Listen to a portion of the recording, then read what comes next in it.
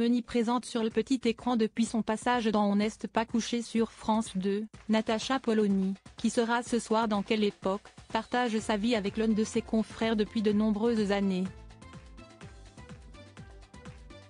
Cependant, leur première rencontre avait viré au désastre.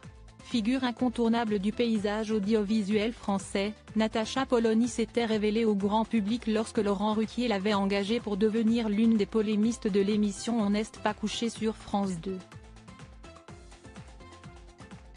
Depuis, la journaliste est intervenue en tant qu'éditorialiste sur plusieurs chaînes de télévision, mais aussi à la radio. Après avoir longtemps collaboré avec Europe 1, Natacha Polony a effectué un court passage du côté de Sud Radio, avant de rejoindre les rangs de France Inter. La journaliste a aussi officié sur LCI après son départ de France 2, avant d'être recrutée par BFM TV.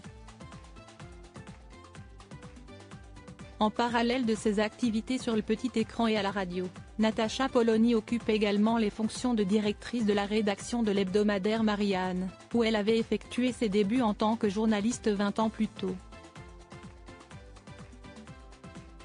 Un journal au sein duquel Natacha Polony collabore également avec son mari, Perico Légas, qui est le rédacteur en chef de la rubrique Vin et Gastronomie. Mariée aux critiques gastronomiques depuis 2007, la journaliste a eu 3 enfants avec celui qui partage sa vie depuis de très nombreuses années. Pourtant, la première rencontre entre les deux membres de la rédaction de Marianne ne fut pas très chaleureuse. Celle-ci a même tourné au désastre, comme l'avait indiqué Perico Légas dans le magazine Grand Seigneur by Technicar en 2013.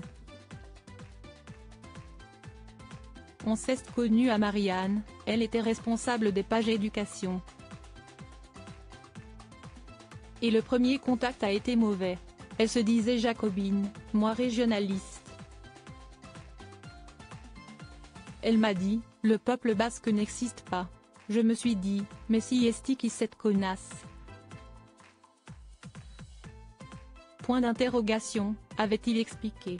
Au cours de ce même entretien, le mari de Natacha Polony avait livré quelques confidences au sujet de la journaliste. Elle mange et boit plus que moi, Natacha. Elle vient d'une famille bourgeoise stricte. Mais elle a appris à apprécier la bonne chair. Elle a compris qu'aimer la France, si est-il à savourer, avait-il révélé. Natacha et moi nous pensons que le vrai enjeu de notre société si est l'acceptation de la globalisation. Cela implique un engagement qui dépasse l'antagonisme gauche-droite. Tout n'est pas blanc ou noir. Si est fini tout ça, avait finalement conclu Perico Légas.